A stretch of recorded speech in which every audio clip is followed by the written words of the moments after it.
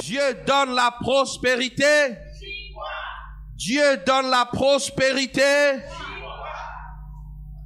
Qu'il te soit fait selon ta foi. Il a dit dans Isaïe 45, 7, je forme la lumière, je crée les ténèbres. Je donne la prospérité, je crée l'adversité. Moi, l'Éternel, je fais toutes ces choses. Le Seigneur a inscrit comme l'un de nos piliers dans cette église la prospérité qui doit être enseignée, comprise et mise en œuvre. Alléluia. Depuis le début de ce mois, nous avons commencé. Nous avons vu beaucoup de choses qui donnent la prospérité à travers Dieu lui-même. Nous sommes clairs sur le fait que la prospérité trouve son sommet lorsque Jésus-Christ viendra nous chercher. La vie éternelle, c'est le summum de la prospérité. Et en entendant cette vie éternelle, Dieu manifeste ses bienfaits, sa bonté envers nous, afin que nous ne manquions de rien et que notre joie soit parfaite, qu'il nous en reste au point que nous puissions donner à d'autres. C'est ça la prospérité. Le bien-être complet où ta joie est parfaite, où il ne te manque rien. Ni la joie d'aujourd'hui, ni la joie de demain. Et Dieu passe par beaucoup de moyens. La bonne santé, la paix, la joie, un bon travail, une bonne maison, un bon foyer, de bons enfants. Alléluia. Pour que ta joie soit parfaite. Mais il n'y a que lui qui le fait. Et il n'y a que lui qui enseigne comment y arriver, c'est-à-dire à travers Jésus-Christ. Puisque Colossiens 2, verset 10 dit, vous avez tout pleinement en lui. Nous avons tout pleinement en lui. La prospérité passe par Jésus. Et par aucun autre. Par Jésus. Et Jésus a fait quelque chose sur laquelle je veux insister aujourd'hui. Mais je veux juste rappeler que nous avons vu que la prospérité selon Dieu s'appuie sur la parole de Dieu. La prospérité selon Dieu demande la foi. Alléluia. Jésus a dit à Jairus, crois seulement. Jésus a vu que cette femme qui perdait du sang a cru. La perte de sang s'est arrêtée. Cette femme avait besoin que le sang s'arrête. Nous avons vu la foi. Nous avons vu le service. Malachie 3, verset 18. Si vous poursuivez, il dira, je fais la différence entre ceux qui me servent et ceux qui ne me servent pas. Je crois, c'est la sœur Manuela ou Kira qui a dit, j'ai échoué. Mais l'année qui a suivi, j'ai mis en premier le service. Et j'ai eu mon année. La prospérité passe par le service. Le service qui conduit d'autres à être sauvés. Dieu déclarera que tu es une étoile brillante. Tu brilleras dans les ténèbres. Et on dira que tu es intelligent. Alléluia.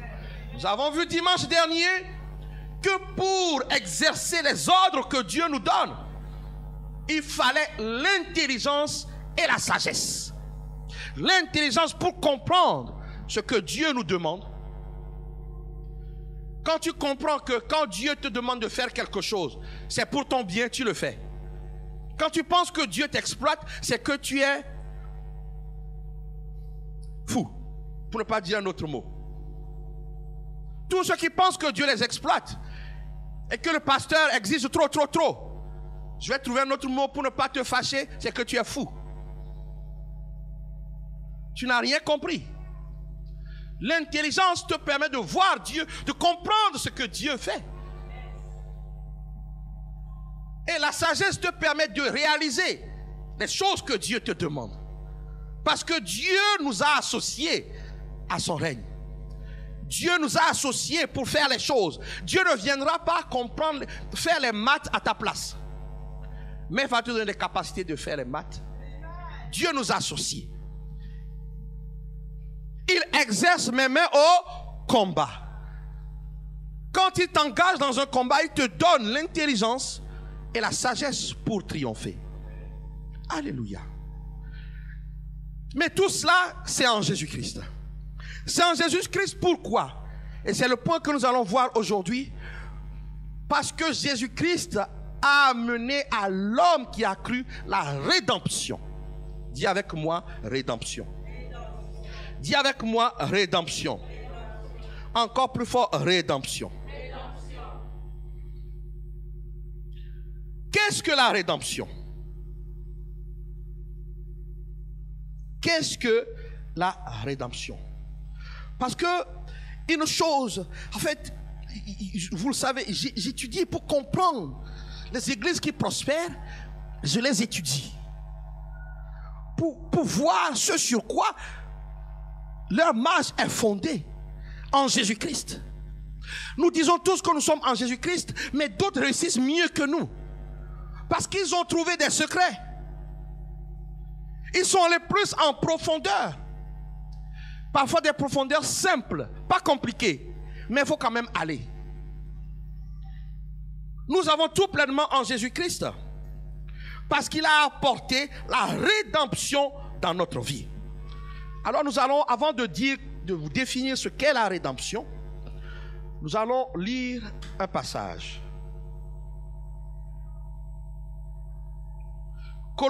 Ephésiens 1.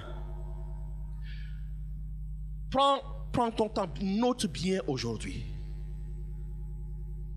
Ephésiens 1 dit: béni soit Dieu le Père de notre Seigneur Jésus-Christ, qui nous a bénis de toutes sortes de bénédictions spirituelles. Toutes sortes de bénédictions, d'abord spirituelles. C'est en écho avec 3 Jean 1 qui dit: prospère à tous égards comme tu prospères spirituellement. Ça commence là. Dans les lieux célestes ou en Christ. En lui, Dieu nous a élus avant la fondation du monde. Regarde ta situation. Dieu t'a élu avant la fondation du monde. Pour que nous soyons saints et irrépréhensibles, c'est-à-dire sans reproche, mis à part pour Dieu, devant lui, nous ayant prédestinés dans son amour à être ses enfants d'adoption par Jésus-Christ. Les enfants d'adoption. Tu es l'enfant du Dieu redoutable, du Dieu plein d'amour, du Dieu bon, mais du Dieu qui réussit ce qu'il commence. Alléluia. Alléluia. Notre Père, si tu es le fils ou la fille adoptive de Jésus, du Père, la Bible dit qu'il ne s'est reposé qu'après avoir tout créé. Je prophétise sur ta vie. Si tu crois réellement que Dieu est ton Père, tu ne te reposeras qu'après avoir accompli ta destinée. Tu ne te reposeras qu'après être entré dans ta destinée de prospérité. Je prie ce matin que tu sois intelligent pour comprendre chaque mot que je vais dire.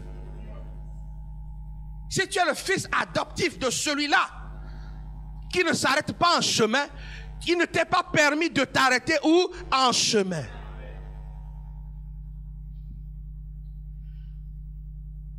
Nous ayons pris dans son amour à être ses enfants par Jésus-Christ. Dis avec moi, par Jésus-Christ. Selon le bon plaisir de sa volonté.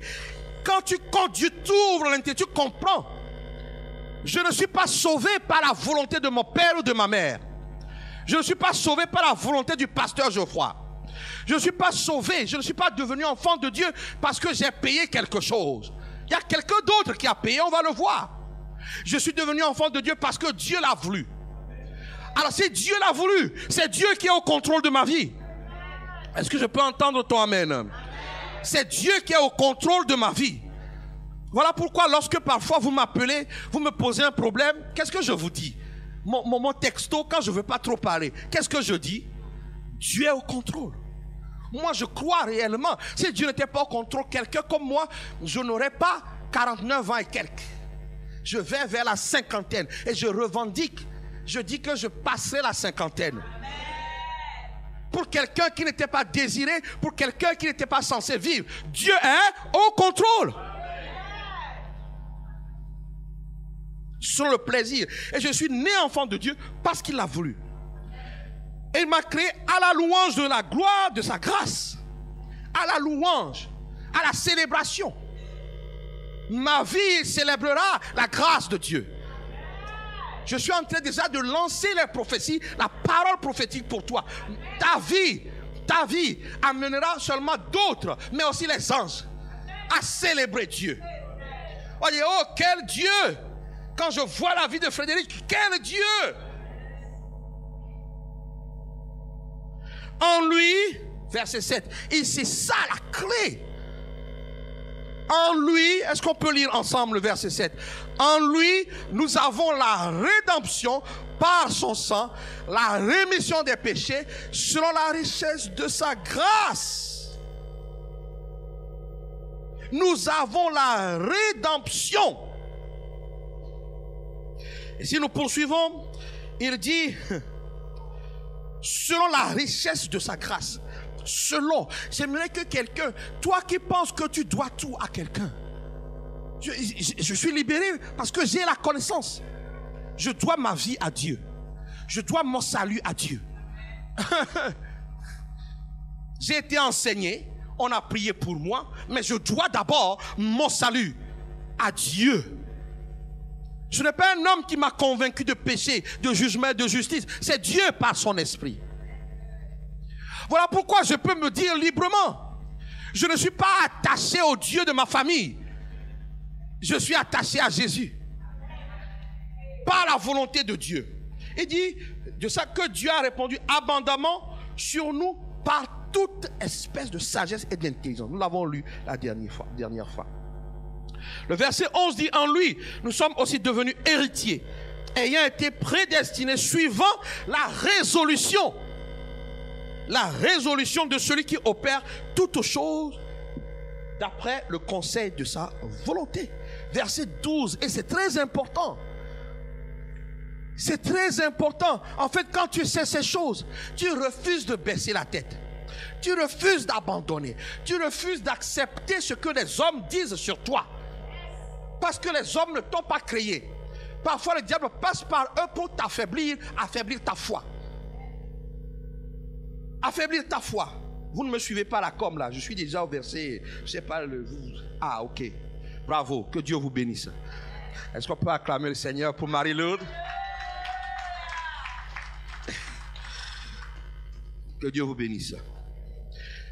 Afin que nous servions à la louange de sa gloire. Nous qui d'avance avons espéré en Christ. Verset 13.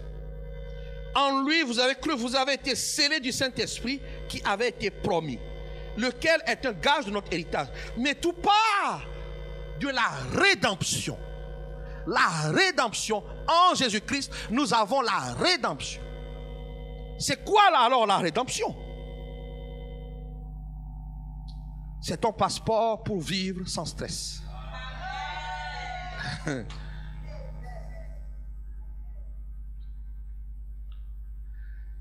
Je dis, c'est ton passeport pour vivre sans stress.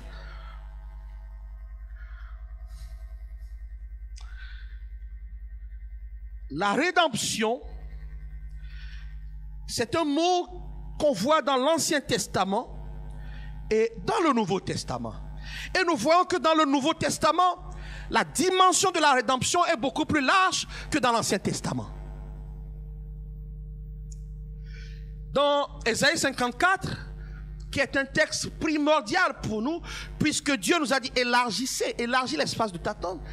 La Bible dit que quand Dieu a parlé sur Jérusalem, et que Dieu dit pendant un temps je t'avais abandonné. Écoute, c'était sa vie. Il dit pendant un temps je t'avais abandonné. Ta maison était en ruine, mais dans ma compassion je suis revenu. Et la Bible va dire, il dit que élargis l'espace de ta tente. Il dit, vie prospère. Vis une vie prospère. Élargis. Et il a commencé à dire, oh, tu seras beau à l'intérieur et beau à l'extérieur. Tu seras belle à l'intérieur, belle à l'extérieur. Oh, tu te pareras d'or. Oh, tes fils seront prospères parce qu'ils vont servir. Mais il dit quelque chose. Ton époux est ton rédempteur. Ton époux, l'Éternel, est le Rédempteur qui apporte la rédemption. Quand tu prends, nous avons lu tout à l'heure, dans le Nouveau Testament, non? En fait, la rédemption, c'est racheter quelqu'un.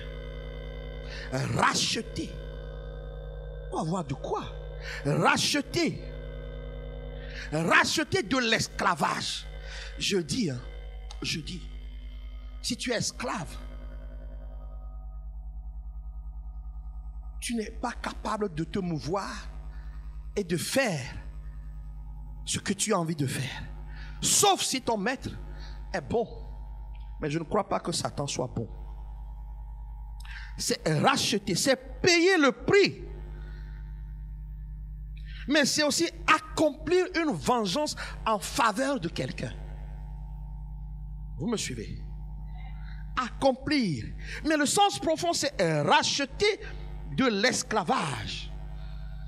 C'est libérer quelqu'un de sa situation désastreuse pour lui donner de l'avenir. Donc nous comprenons que Jésus-Christ nous a rachetés d'une situation pour nous donner quoi? De l'avenir. Pour nous donner quoi? Du bonheur. Pour nous donner quoi? De la prospérité.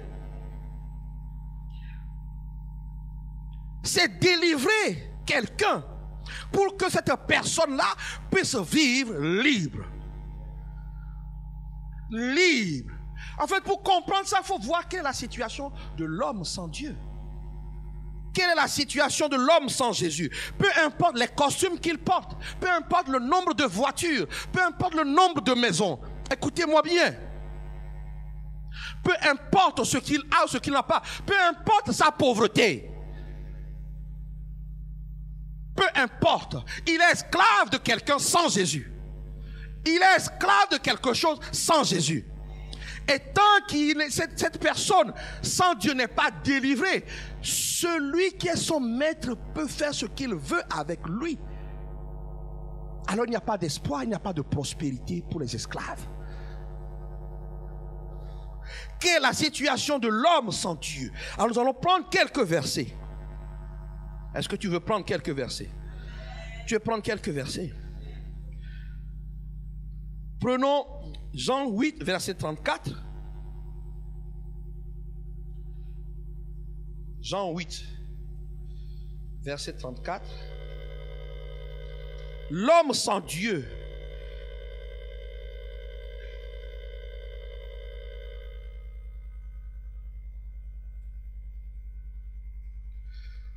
premièrement, la situation de l'homme sans Jésus, c'est qu'il est ou elle est, puisque l'homme a un grand H.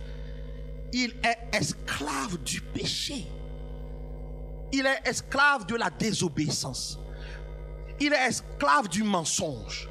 Il est esclave de l'adultère. Il est esclave de la rébellion. Il est esclave de la méchanceté. Il est esclave des esprits. Il est esclave du péché. Or, que nous dit Romains 6, verset 23.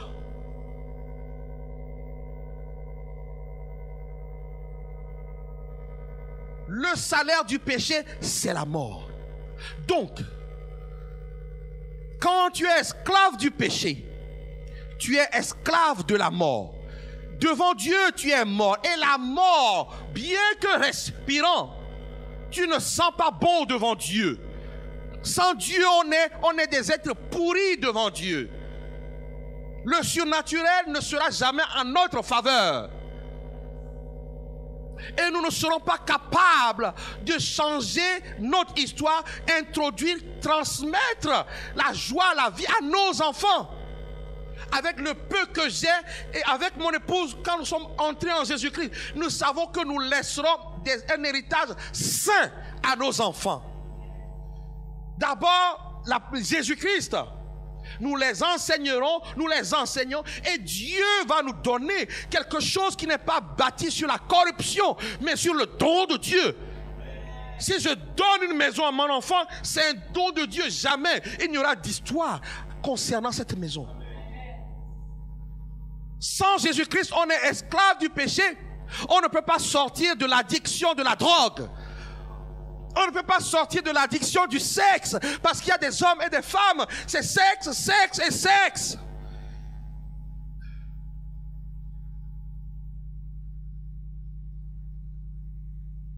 Mais le don gratuit de Dieu, c'est la vie éternelle.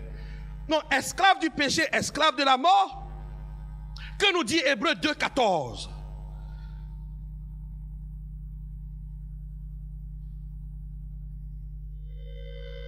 Puisque les enfants participent au sang et à la chair, il y a également participé lui-même, afin que par la mort, il anéantit celui qui a la puissance de la mort, c'est-à-dire le diable. Donc, esclave, regarde le raisonnement. Esclave du péché. Or, le péché, c'est traduit à mort. Or, celui qui maîtrise la mort, c'est Satan. Donc, en fait, sans Jésus, on est esclave de Satan. Il vient pour détruire. Il vient pour égorger. Il vient pour saccager les vies. Il peut te donner des millions aujourd'hui. Sache que demain, tu vas payer plus que les millions parce qu'il va te demander de lui sacrifier un de tes enfants.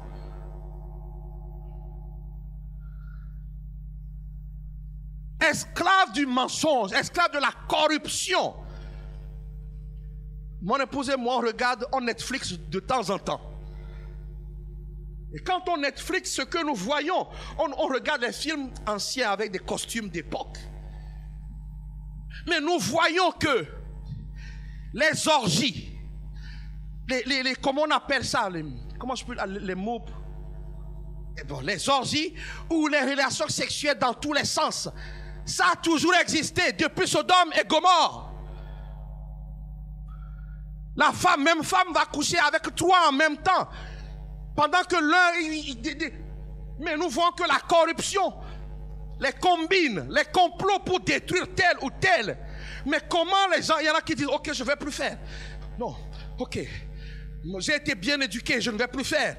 Mais demain, il y a une jeune soeur qui va passer. Oh monsieur le vicomte. Dès qu'il a entendu la voix de monsieur le vicomte, il dit, oh, qu'est-ce que vous voulez ma chère? Et il retombe. Parce qu'il est esclave du sexe illégal. Il y en a qui sont esclaves de la corruption, du mensonge. Or, la Bible dit que ça conduit à la mort. Si tu es esclave de la mort, tu es esclave de Satan. Oh, je n'ai rien fait à personne. Pourquoi est-ce que le diable va m'embêter? Justement parce que tu n'as rien fait à personne, il te dit on est ensemble. Oh, je ne cherche pas du mal. Mais quand on fouille ta vie, tu es pécheur comme tout le monde. Romains 3, 23 dit, tous ont péché. Un homme sans Dieu est un pécheur. Un homme sans Dieu est un pécheur. Un homme sans Dieu est un pécheur. Parce qu'il prend sa volonté pour la volonté de Dieu. Il commet des actes méchants, il commet des actes iniques, il franchit les lignes. Ce que Dieu ne veut pas, il le fait. Je veux le dire, tes propres efforts ne t'ont jamais aidé. Alors la condamnation de Dieu était là. Quelle était notre situation?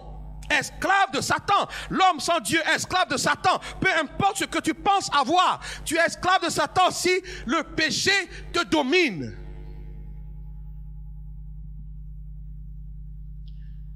Que nous dit Galates 4 verset 3?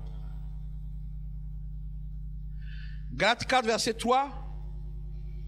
Nous aussi, nous étions enfants, nous étions sous l'esclavage des rudiments du monde. L'homme sans Dieu est esclave des rudiments du monde, du fonctionnement du monde sans Dieu. Tout le monde vole, je vole. Si lui vole, il ne s'est pas fait arrêter, moi aussi je peux. C'est interdit. La méchanceté, la convoitise écrase l'autre pour pouvoir monter. Ce n'est pas permis à un chrétien d'écraser l'autre pour pouvoir monter. Les rudiments du monde. Nous avons vu hier. Toi qui aimes la mode. Moi j'aime la mode. Je suis mode là. Ah oui, je suis mode. Yes. Mais les rudiments du monde t'amènent à prendre n'importe quoi, même ce qui enlève la dignité aux hommes. Mon épouse m'a montré un truc. J'ai failli mourir dans mon fauteuil. Heureusement que Jésus vit en moi. Elle m'a montré qu'il y a soi-disant un designer, ou c'est pas ça qu'on dit, un styliste, qui vend des sacs à main poubelles à $1,300 et des gens se précipitent pour aller acheter. Oh! Là, je ne peux pas dire qu'ils sont fous, je veux dire qu'ils sont idiots. Et toi, pour être dans le coup, moi aussi je veux le sac poubelle, sac à main. Mais réfléchis. Réfléchis. On t'a enlevé la dignité humaine. La dignité humaine. Pour que tu prennes la poubelle comme sac.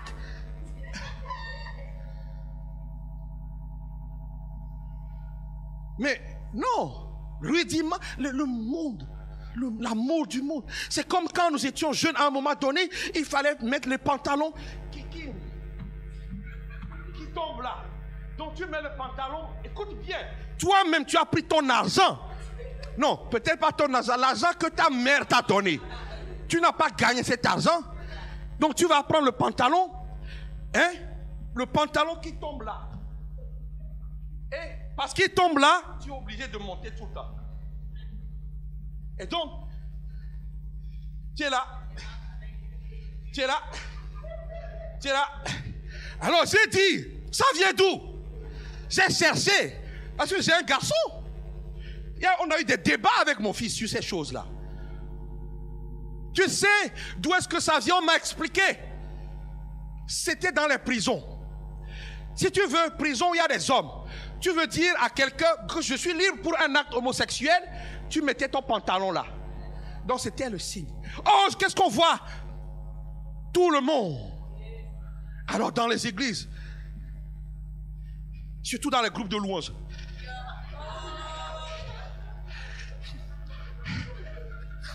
quand le pasteur veut parler, on dit que le pasteur est vieux. Mais est-ce que tu comprends? Le monde t'a imposé de vivre sans ta dignité. Esclave de Satan. Satan t'enlève la dignité. Parce que tu es son esclave. Sans Dieu, tu es son esclave. Oh là, j'ai parlé des garçons, je peux parler des sœurs. Toi-même, tu vois la sœur au travail, partout, elle est tout le temps comme ça. Quand les hommes font ça, elle est comme ça. Elle marche un peu. Elle marche un peu. Ouais, les hommes sont comme ça. Ils mettent. Et la femme qui a pris son argent ou l'argent de sa maman a décidé d'acheter une jupe avec juste un peu de tissu.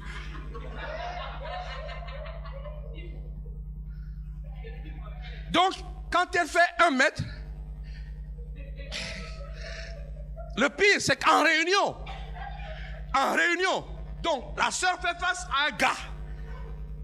Maintenant, on oblige tous les gars à avoir mal au cou. On est obligé de regarder en l'air. Surtout les chrétiens. Oh! Oh! Oh non, non! Monsieur Apétier, vous en pensez quoi? Oui, je pense que... Mais pourquoi? Le monde oblige les femmes à s'habiller comme ça, soit disant que ça c'est l'esclavage, les rudis. C'était... Est-ce que c'est de l'intelligence ça? Donc j'ai dit un jour, il n'y avait pas assez de tissu dans le magasin. Toi, quand tu es arrivé, on a vendu tous les tissus. Et pour toi, il n'y avait que ça. Donc maintenant, dès que tu vois un gars qui est comme ça. L'esclavage. L'esclavage. La décence. On est esclave de l'indécence. Même nos propos. Des blagues sur le sexe, les seins des sœurs. Et donc du coup, comme la sœur aussi a mis jusque là. Le frère fait des commentaires, la sœur se fasse. Et puis maintenant, j'ai le droit, non? Je suis libre.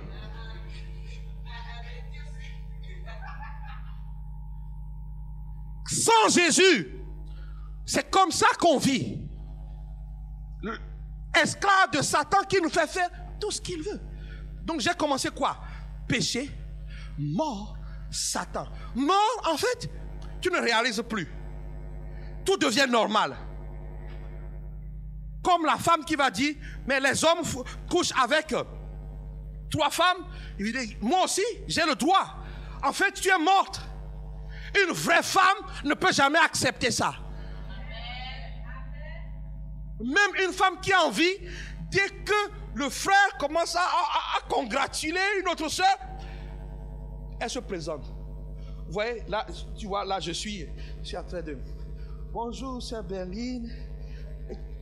Ma femme débarque. Une femme qui est vivante débarque. Elle dit, elle va dire, bonjour Berline, je suis maman Sheila, l'épouse du pasteur. Mais non, tu trouves normal? Comme il fait, donc toi aussi tu vas faire. Comprends, si tu es mort. L'homme sans Dieu est mort. L'homme sans Dieu est mort. L'homme sans Jésus est mort. Voilà pourquoi il peut fumer la drogue. Ça peut lui faire mal. Il dit que c'est rien. Il peut boire de l'alcool jusqu'à être saoul. Il dit c'est rien. Il peut prendre dans la caisse. Dans la caisse. Dans la caisse de nos États. Vous les voyez, costard, cravate. Grosse voiture n'a pas payé. Il a volé dans la caisse pour payer. Mais il trouve que c'est normal. Puisque tout le monde fait. Il a 3 bureaux. C'est normal. Parce que tout le monde fait, c'est qu'il est mort. Le mort ne réalise plus les choses. La vie sans Jésus, mais quand tu es mort, tu ne peux pas prospérer. Tu ne peux pas avoir la paix. Voilà pourquoi il va aller de femme en femme. Il ne sera jamais heureux. Voilà pourquoi il peut boire autant d'alcool. Il va détruire sa vie. Détruire la vie, de frapper ses femmes, frapper ses enfants. Voilà pourquoi il ne peut pas se marier, parce qu'il passe tout son temps à boire. Quand il veut dire, oh ma chérie, la femme dit, ouf, tu sens l'alcool. Et je peux continuer. Mais pourquoi les hommes font ça? Pourquoi ils sont morts? Est-ce que vous comprenez? C'est ça notre état. Comment quelqu'un qui est doué pour marquer des buts, qui est instruit, on va l'amener dans un village pour lui préparer de l'eau pour se laver. On dit tu vas marquer des buts si on te lave. On te donne quelque chose à manger. On te donne un talisman. Tu es instruit. Tu vas à l'école. Pourquoi tu fais ça? C'est que tu es mort. Le mort, on peut lui faire ce qu'on veut. On te tourne comme ça. On te tourne comme ça. Et c'est ce que le diable fait avec ce monde sans Dieu. Mais gloire soit rendue à Jésus-Christ. Il nous a apporté le rachat, la liberté. Si tu n'es pas libre, tu ne peux pas prospérer. Quelqu'un peut me dire Amen. Donc, la rédemption dont je parle, si tu comprends, tu acceptes de mourir au péché. Tu acceptes de mourir. Parce que si tu n'es pas mort au péché, le péché vit en toi. Qu'est-ce que Jésus a fait? Il nous a affranchis de toute forme d'esclavage. C'est ça la rédemption. Alors pourquoi tu ne peux pas me dire je suis sauvé et aimer l'adultère? Que tu tombes, Dieu peut te relever. Tout le monde peut tomber. Mais que tu te complaises dedans, tu n'es pas sauvé. Le salut authentique qui te donne, ou bien tu es ignorant. L'homme sauvé, par exemple, dit qu'il est libre de ça. Donc quand Antoinette vient se présenter alors que j'ai épousé Joséphine, Antoinette est morte à mes yeux. Je suis mort à tout ça. Jésus-Christ nous a libérés de l'esclavage du péché, de l'esclavage de la mort, de l'esclavage de la peur, du monde, mais aussi des ténèbres. Et ça me donne la joie. Aussi je peux affronter les ténèbres. Colossiens 2, verset 15, Marie-Lourde.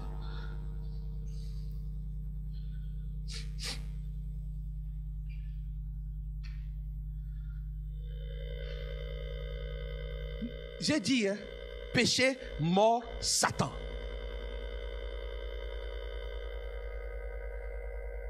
Péché, mort, Satan. Mais la Bible dit ceci, que Jésus-Christ a dépouillé les dominations et les autorités et les a livrées publiquement en spectacle, en triomphant d'elles par la croix. Jésus-Christ a triomphé. Donc celui qui n'a pas Jésus-Christ vit sous la domination des ténèbres. Voilà pourquoi il y a des moments, tu vois des gens, comment on peut se lever puis tuer, prendre un fusil, quitter sa maison, aller dans une école et puis tuer les enfants. C'est l'homme sans Dieu.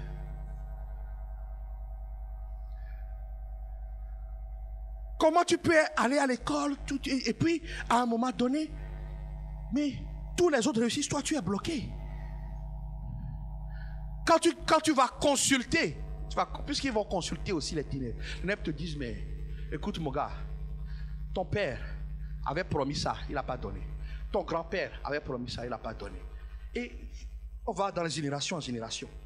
Et on te réclame. Il n'y a que Jésus-Christ qui arrête les réclamations. Quelqu'un doit, nous avons été rachetés. La rédemption, c'est vraiment le rachat, l'affranchissement. Tu es affranchi, tu es libre par rapport au péché, tu es libre par rapport à la mort, tu es libre par rapport à Satan. Je ne te dois plus rien. Nous avons prié vendredi, j'espère que tu étais concentré. Tu dois pouvoir dire, je ne te dois, je suis sûr, Satan, je ne te dois rien. Oh, quelqu'un m'a dit un jour, bon, ok, toi, comme tu étais intelligent.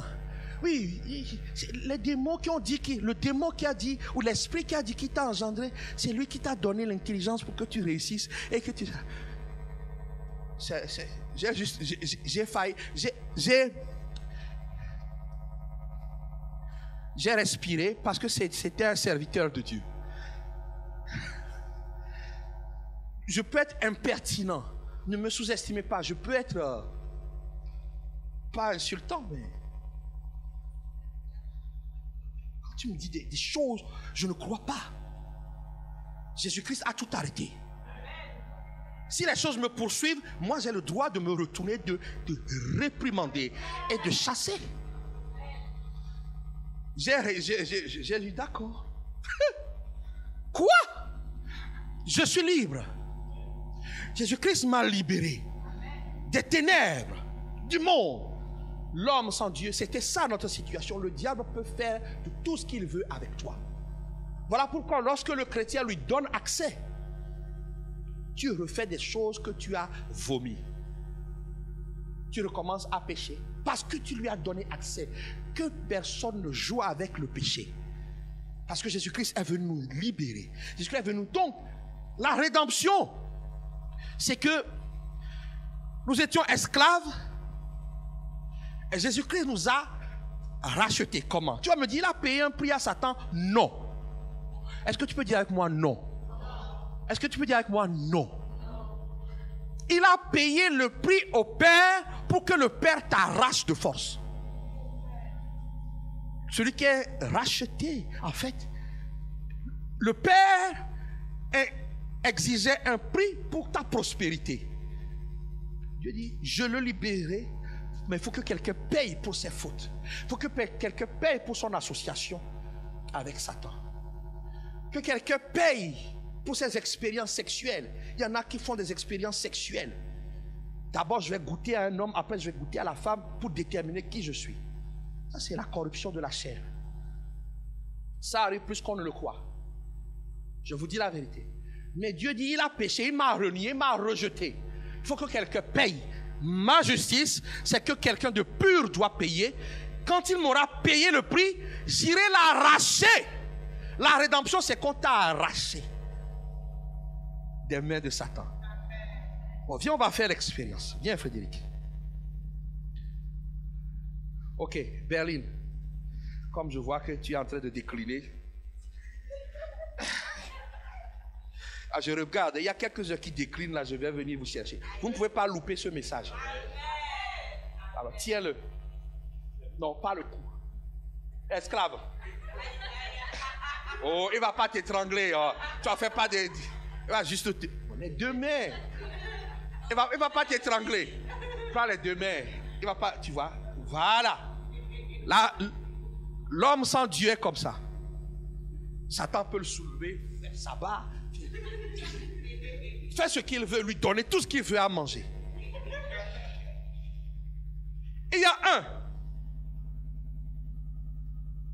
Steve, viens. Je n'ai pas dit que Steve était en train de décliner. Ok. Steve, c'est celui qui peut délivrer Berlin. Alors Steve dit,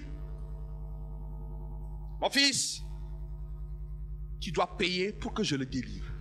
Vas-y, faisons-le. Tu me parles à moi, je suis... Ok, qu'est-ce que tu veux? Ton sang. Ok, ça c'est le fils. Alors, ok, j'ai fait. Maintenant, avec ce sang, toi tu dois trembler. Alors, tu t'approches et puis tu fuis. Fion. Parce que le sang qui est là est venu maintenant là. Et maintenant, tu peux. Toi, tu ne vas pas l'étrangler, tu ne le prends pas à la main. Donc, appelle Berlin. Berlin. Dis, dis, je ne t'entends pas. Et puis à un moment donné, toi tu passes. Non, dis, mon fils, dis-lui de se taire. Silence. J'ai payé pour elle. Tu n'as plus rien. Maintenant, qu'est-ce que Berlin va faire? Comment Berlin va marcher? Marche comme une victorieuse, je vais voir. Marche. Yeah. Yeah. C'est ça que fait la rédemption. Merci, papa. Tu prends conscience.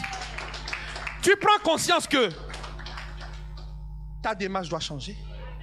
Tu prends conscience qu'il y a des choses que tu ne peux plus goûter. Tu prends conscience que tu n'appartiens pas à Satan. Parce qu'on t'a arraché. C'est ça la rédemption. J'ai cherché des images. C'est ça. Je vous ai arraché de force. La mort, je l'ai vaincu, je l'ai tiré. Il a fui. Le péché a fui. Donc, c'est tout ça là, ils ont fui. Celui qui a Jésus-Christ ne peut plus collaborer avec eux. Et si tu prends conscience de cette rédemption, voilà ce qui va changer. Tout le monde a compris la rédemption. Tu as compris la rédemption.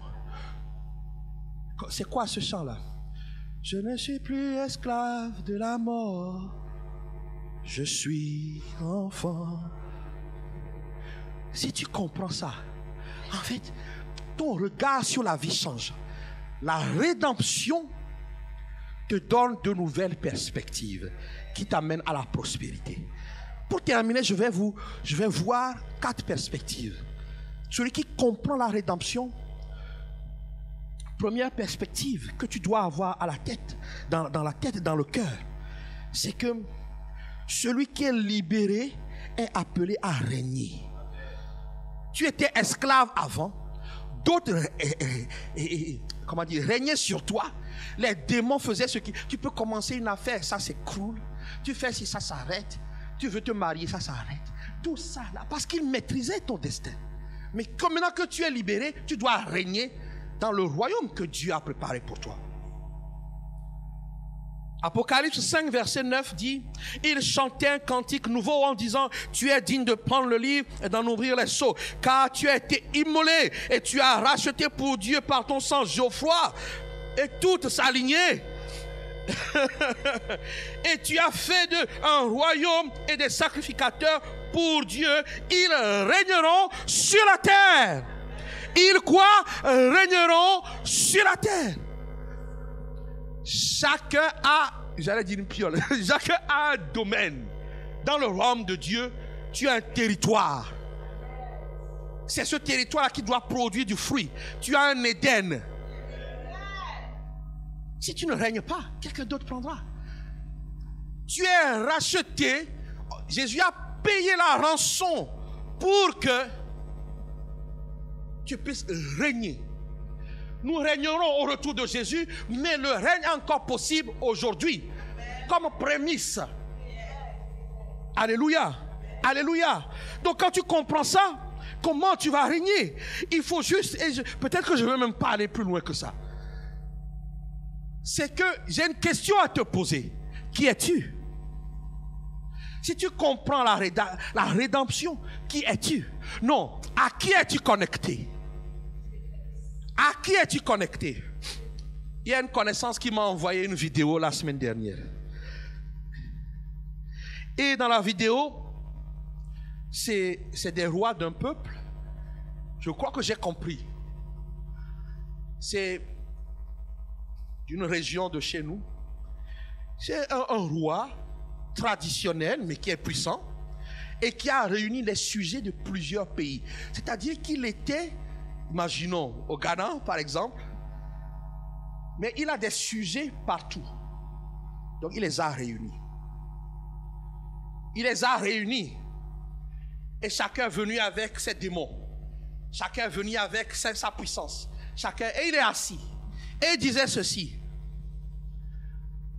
Tout royaume a envie d'être beau. Tout royaume a envie de se donner une gloire par rapport à d'autres royaumes. Même si pour cela, il faut faire la guerre. Et ils en appellent à tous ceux qui ont... tous ceux qui ont les mêmes fondements que moi, en gros, à se joindre à moi. De quel fondement il parle? Fondement satanique. Et quand on me l'a envoyé, en fait, j'ai compris. Le message était en train de dire, Geoffroy. Donc moi, on ne m'appelle pas Geoffroy dans ma famille, on m'appelle Jojo. Jojo, n'oublie pas, tu viens de là. Mais est-ce que je viens de là? Est-ce que je viens de là? Est-ce que je viens de là? Mon fondement est en Jésus-Christ. La clé, si tu ne sais pas, le diable te fera peur. Le diable va t'appeler, tu vas répondre. Le diable va te convoquer la nuit, tu vas répondre. Les démons vont te... Non! Non! J'ai même pas lu 2 minutes, j'ai éteint. Qu'est-ce que la Bible dit? Jean 15, verset 5. Je suis le cep, vous êtes les sarments. Celui qui demeure en moi et en qui je demeure porte beaucoup de fruits, quand sans moi vous ne pouvez rien faire. Ésaïe 11, 1 dit quelque chose et puis on va revenir. Ésaïe 11 parle de Jésus. Puis un rameau sortira du tronc d'Isaïe, c'est-à-dire le papa de David. Et un rejeton naîtra de quoi? De ses racines. Si on ne t'explique pas, tu ne comprends pas. Chacun a des racines. Sans Dieu, nous avons des racines qui nous mènent au péché, à la mort et à Satan, et aux démons, à l'occultisme, aux traditions de nos villages. Ces racines-là, si on ne les coupe pas, elles opèrent toujours dans notre vie. La vie sans Dieu, c'est racines. Voilà pourquoi tu peux être une femme, tu ne resteras pas au foyer, parce qu'il y a dans la racine à laquelle tu es attaché, les femmes ne restent pas au foyer. Il y a des esprits qui sont mandatés pour veiller que ça s'accomplisse. C'est votre identité. Des hommes qui sont méchants par rapport à leurs femmes, c'est votre identité qui est tirée de cette racine. Oh, la racine d'Isaïe, c'est la racine de ceux-là que Dieu s'est choisi. Et qui, cette racine a engendré Jésus-Christ. Et Jésus-Christ dit, si nous sommes en lui, nous sommes attachés à lui. D'où ça vient que moi, mes racines sont au Togo. Mes racines ne sont pas au Togo. Mes racines ne sont pas au Bénin. Mes racines ne sont pas au Ghana. Mes racines sont célestes. Tu comprends? Si tu comprends, tu n'accepteras pas que des malédictions viennent dans ta vie. Tu les rejettes. Ma racine n'est pas de faire comme mon père. Parce que je ne suis pas, Jésus-Christ m'a arraché de force. M'a arraché de force. Je suis arraché de force. Il dit que je suis le cep, c'est-à-dire l'arbre principal. Et moi, il est le cep. Moi, je suis le sarment. Je suis attaché. Donc, c'est ce qui coule en Jésus-Christ qui coule en moi. Donc, quand il a s'agit d'une malédiction de la loi, Jésus-Christ a payé. Qui es-tu? Oh, toi qui dis, moi je suis gain. Gain, c'est une ethnie. Moi je suis gain. Non, je ne suis pas gain. Je suis chrétien. Moi je suis Balouba. Oui. Ah, nous les Balouba. Oh, mais tu es Balouba de quoi? Tu es céleste. On va me trouver radical. Hein, parce que j'ai compris la parole de Dieu. De quelle racine tu te réclames? Moi je me réclame de la racine de Jésus-Christ. Une vie fondée en Jésus-Christ. Donc, voilà pourquoi je ne reproduirai pas ce qui a été dans ma famille et qui sera. Moi, j'ai commencé 1000 générations bénies. À qui es-tu connecté? Je suis fan. Et alors? Je ne connais pas les autres. Bamileke. Je suis, ou c'est non, moi, je suis APT. Vous avez remarqué, je ne le dis plus trop, hein? Pourquoi? Jésus-Christ m'a changé de place. Éphésiens 2, verset 6. La rédemption fait que tu as changé de place. Il nous a ressuscités ensemble et nous a fait asseoir ensemble dans les lieux célestes ou en Jésus-Christ. Tant que tu ne vas pas dire, mais non, moi, je ne suis pas de telle ethnie. Je ne suis, si on te demande, oui, je suis né apparemment, mais aujourd'hui je suis céleste. Je suis céleste. Je suis assis dans les lieux célestes en Jésus-Christ, au-dessus des dominations, au-dessus des principautés. Qui es-tu? Qui es-tu? À qui es-tu connecté? Si tu es connecté à Jésus-Christ, tu es connecté à sa parole. Tu es connecté à son esprit. Alors la vie coule en toi. À qui es-tu connecté? À qui? La prospérité dépend de qui? De la personne à laquelle tu es connecté. Si tu es connecté à Jésus-Christ, voici ce que Jésus-Christ va dire par rapport à son Père. Jean 5, verset 17. Mon Père agit jusqu'à présent. Moi aussi, j'agis. Si tu es connecté à Jésus-Christ, tu ne peux pas accepter la dépression. Si tu es connecté à Jésus-Christ, tu ne peux pas accepter l'échec. Si tu es connecté à Jésus, tu ne peux pas accepter d'être arrêté et de t'arrêter. Je répète, tu ne peux pas accepter d'être arrêté et de t'arrêter. En Jésus-Christ, il dit, j'ouvre les portes qui sont fermées. Et il est capable de fermer les portes par lesquelles l'ennemi peut entrer. À qui es-tu connecté? À qui es-tu connecté? Quand Dieu m'a donné la nationalité de ce pays, j'ai viré tous les pronoms, tous les prénoms qui me rattachaient à mes origines maléfiques. J'ai viré Messa, j'ai viré Lokosa, j'ai viré, et je le revendique haut et fort. Avant qu'on me dise qu'il est français ou togolais, je suis céleste. Je suis raccordé à Jésus. En Jésus, il n'y a pas de péché. Accepte ça et meurs au péché. En Jésus-Christ, il n'y a pas l'échec. Accepte ça et meurs à l'échec. L'échec sera toujours transformé en réussite. Bien-aimé, je ne suis plus esclave de qui que ce soit. Je suis aimé de Dieu. Je suis aimé. Les Grèces, Ésaïe 43, verset 1 dit, ainsi parle l'Éternel, l'Éternel qui t'a créé, ô Géophroy, celui qui t'a formé, ô Géophroy. Ne crains rien car je te rachète. Je t'appelle par ton nom. Tu es à moi. Si tu traverses les eaux, je serai avec toi. Et les fleuves ne te submergeront pas. Si tu marches dans le feu, tu ne te brûleras pas. Et la flamme ne t'embrasera pas. Car je suis l'Éternel, ton Dieu, le Saint de Géophroy, ton sauveur. Je donne l'Égypte pour ta rançon, l'Éthiopie et Saba à ta place. Parce que tu as du prix à mes yeux.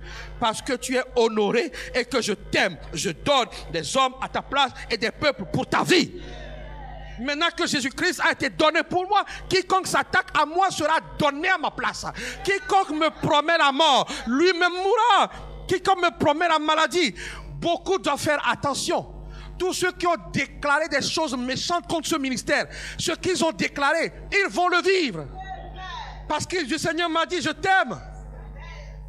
La première fois que j'ai entendu, nous étions en train de prier et la prophétesse commençait à parler, mon bien-aimé Geoffroy. J'ai dit, je me suis rapproché de moi. J'ai dit, tu as entendu? Il m'a appelé mon bien-aimé. Et puis elle m'a répondu, mais moi aussi il m'appelle mon bien-aimé. Ah, donc je ne suis pas seul alors. Quiconque croit au Seigneur est le bien-aimé de Dieu. Le bien-aimé. D'où est-ce que tu as vu que le bien-aimé de celui qui possède tout marche tout le temps en baissant la tête? Quand tu es le bien-aimé de Dieu, le service, il dit Malachie 3 verset 18, je ferai la différence entre ceux qui me servent et ceux qui ne me servent pas. Mais ta prospérité dépend de ça. Sers Dieu, fais les choses bien. Je crois que si je poursuis, ça va être trop dur pour vous. Je dirais juste ceci. Je reviendrai à un autre moment. Si tu as compris la rédemption, c'est qu'on t'a libéré. De quoi? Tu as été libéré de quoi? On t'a libéré de quoi? On t'a libéré de quoi? Libéré, racheté, délivré, pardonné, je vivrai désormais pour toi. Ce sera le thème de septembre. Mais quelqu'un doit comprendre ce matin. Par la rédemption, je vis pour Dieu. Alors, je n'accepte pas les mauvaises nouvelles. Je n'accepte pas. La Bible dit que on ne craint pas les mauvaises nouvelles. Donc je ne peux pas les accepter. Le juste ne craint pas. Le juste est celui qui a cru. Je dis à quelqu'un, si tu comprends cela, tu diras que tu es différent de tous ceux qui ne croient pas en Dieu. Leur racine se trouve dans le péché, dans la mort et en Satan. Ne sois pas du même laté. Oh, il ne croit en rien, il croit en Satan, il sert Satan. Mais toi qui as cru, libéré pour opérer, libéré pour agir, libéré pour prendre des décisions, délivré, tu as le droit d'entreprendre. Tu as le droit, si tu comprends ça, les idées que Dieu te donne, tu avanceras. Les propositions que Dieu te met comme ça, parfois ça passe comme ça, et tu vas dire, quelqu'un va te dire, tu ne vas pas y arriver. Tu lui diras, menteur. Tu peux même être du arrière de moi, Satan. Moi, tonton Geoffroy, tu me dis Satan. Non. Je parle à l'esprit qui a parlé par toi. Oh non, tonton, je t'aime beaucoup. Refusez. La prospérité demande d'être à l'aise. Tu n'es pas libre, tu n'es pas attaché aux hommes. Les hommes ne t'ont pas donné naissance. C'est Dieu qui t'a donné naissance. La nouvelle naissance. Tu n'es pas, ta racine n'est pas dans les trucs où on va t'appeler. Nous qui venons d'Afrique, nous souffrons trop. Il y a toujours quelqu'un qui va chercher à te rappeler. Moi, vous savez, j'ai une grâce, je ne connais même pas mon ethnie. Quand je dis que je suis d'ici, de tel village, on me dit non, Jojo, c'est pas ça. Je dis, parce que moi, j'avais l'impression que je venais de 3 villages, moi. Donc, tu viens d'où? Je dirais ça. Je dirais ça. Mais non, Jojo, je suis tellement. Mais je m'en fous. Parce que Jésus m'a récupéré. Quelle gloire j'ai de dire, oh, je viens de AVV, je viens d'Agbanaka, je viens de Anéro. Je suis céleste. Je veux dire à l'église, parfois l'ignorance nous empêche de rentrer dans notre destinée de prospérité. Je dis à quelqu'un, qui es-tu? À qui es-tu connecté? Vous savez que même dans la vraie vie, j'ai enseigné la semaine, l'intelligence te fait choisir les bonnes compagnies. Si tu es tout le temps dans les mauvaises compagnies, laisse-moi te dire, ne te fâche pas. Tu es fou. Je n'ai pas dit idiot. Qui a dit tu es fou? L'intelligence. Or, Jésus-Christ nous a attachés à lui. Je défie un démon de venir te détacher. Je décide Satan de... Non, il n'y a que toi qui vas quitter. Mais aucun démon, aucune addiction, aucun problème, aucun décret maléfique. Ils essayeront. Parce qu'ils pensent que tu ne sais pas. Satan est un audacieux. Il essayera, il te maudira encore. Pendant que je prêche, je sais que les démons me maudissent. En fait, ils ne me trouvent pas, ils voient Jésus. Tu dois être sûr de ça. Même si moi-même je dis, oh, tu as ça, Dieu m'a dit, tu dis d'accord, pasteur, j'ai entendu. Mais comme tu m'as enseigné que je suis attaché à Jésus, la vie de Jésus-Christ entre en moi et me libère. La vie de Jésus-Christ circule. La vie de Jésus-Christ circule. Mais je veux juste te dire quelque chose. Ta prospérité dépend de la rédemption. Il faut que tu entres dans la rédemption. Il faut que tu crois au Seigneur Jésus. Ce matin, je prie parce que chaque année, j'enseignerai sur la rédemption. Là, j'ai fait un peu. mais je veux être sûr que tout le monde est dans le plan de rédemption. Est-ce que tu as cru au Seigneur Jésus-Christ? Est-ce que tu as cru qu'il a payé? Il t'a arraché de force. C'est important. Il l'a fait pour l'éternité. Nous allons incliner la tête et je vais faire un appel ce matin.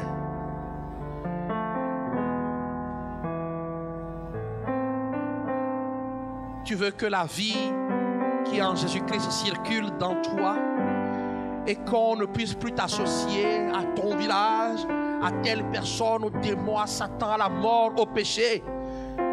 Il faut ce matin que tu donnes ta vie à Jésus. Il n'y a pas d'autre solution. Puisque lui, il a tout fait. C'est à toi de croire. La Bible dit que si tu crois dans ton cœur, et si tu confesses de ta bouche, si tu confesses de ta bouche le Seigneur Jésus, si tu crois dans ton cœur que Dieu l'a ressuscité des morts, tu seras sauvé. C'est ça que la rédemption a apporté. Alors s'il y a quelqu'un ici, tu ne l'as jamais fait réellement. J'ai rencontré quelqu'un qui m'a dit, je suis dedans. J'ai dit non. Est-ce que tu as cru au Seigneur Jésus-Christ? Il faut croire au Seigneur et le déclarer.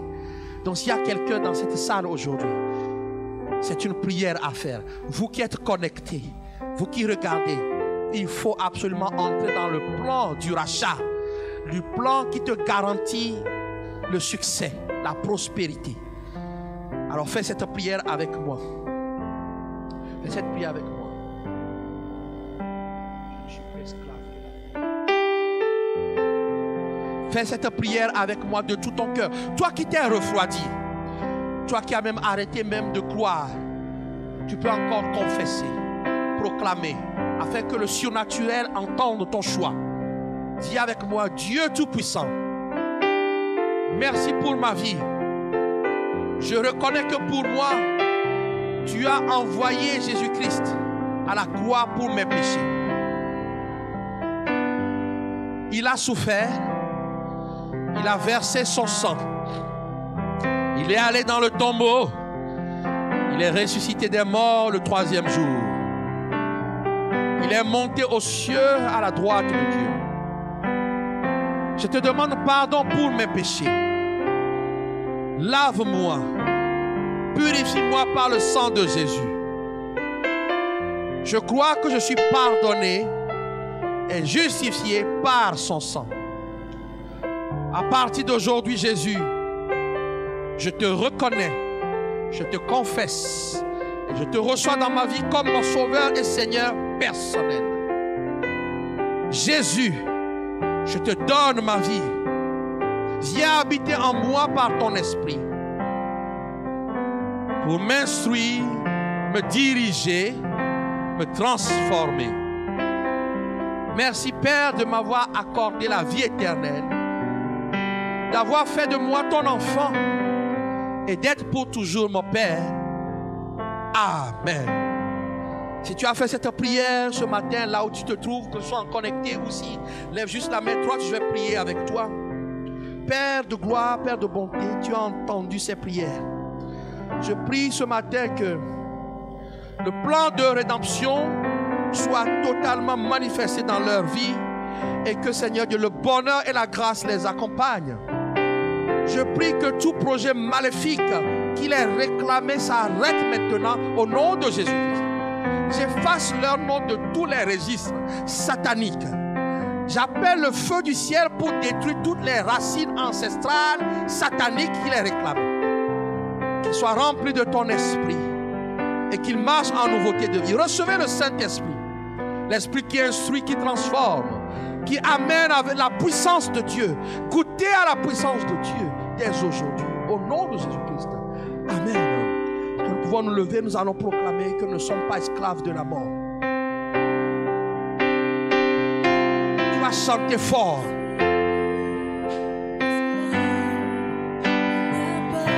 Chantons. Je suis enfant. Quelqu'un doit proclamer fort ce matin.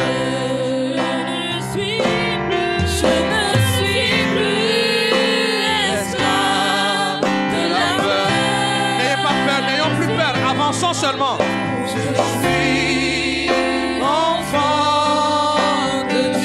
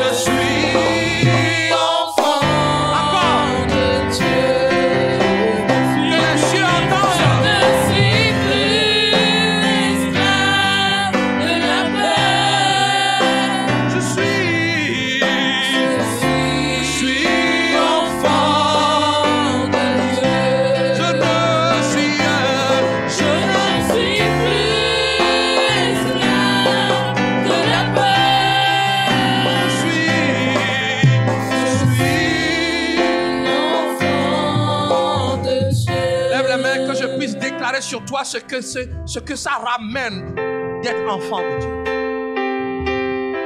Lorsqu'on est enfant de Dieu, on pense comme Dieu. On agit comme Dieu. On marche comme Dieu le souhaite. Que cela soit votre partage au nom de Jésus-Christ. Notre Dieu est la vie.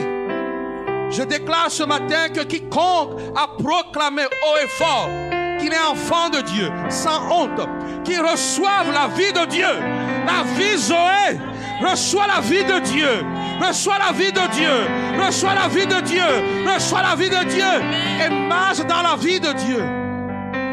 Être enfant de Dieu, c'est hériter de la victoire de Christ à la croix.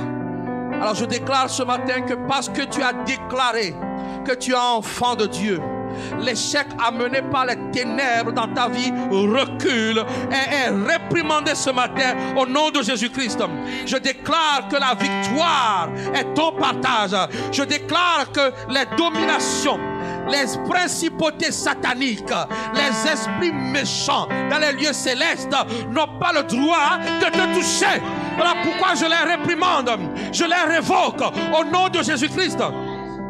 Lorsqu'on est enfant de Dieu, on hérite de l'héritage que Dieu a préparé pour nous. C'est pour ça que la Bible dit qu'il a envoyé dans notre cœur le Saint-Esprit. Reçois, marche avec le Saint-Esprit. Et tu ne passeras plus à côté des occasions. Je déclare ce matin que parce que tu dois prospérer, tu ne passeras plus à côté des occasions. Tu ne passeras plus à côté des occasions. Tu ne passeras plus à côté des occasions. Tu ne louperas plus des occasions divines. Quand on est fils de Dieu, on marche dans la lumière. Que la lumière de Dieu soit ton partage. Que les ténèbres ne trouvent plus de place dans ta vie. Lorsqu'on est enfant de Dieu, on est enfant de la vérité. Que le mensonge ne te trouve plus. Marche dans la vérité. Tout ce que les hommes diront et qui sont contraires ou qui est contraire à la parole de Dieu est révoqué ce matin. Seule la parole de Dieu opère dans les fils et dans les filles. Et je vais terminer en disant ceci. Lève bien la main. Je déclare que comme tu es fils de Dieu et que Dieu opère par la parole, à chaque fois que tu vas prononcer une parole qui vient de Dieu, le surnaturel t'obéira. Prends le contrôle. Prends le contrôle. Prends le contrôle. Prends le contrôle par la parole qui est en toi. Et nous disons Amen.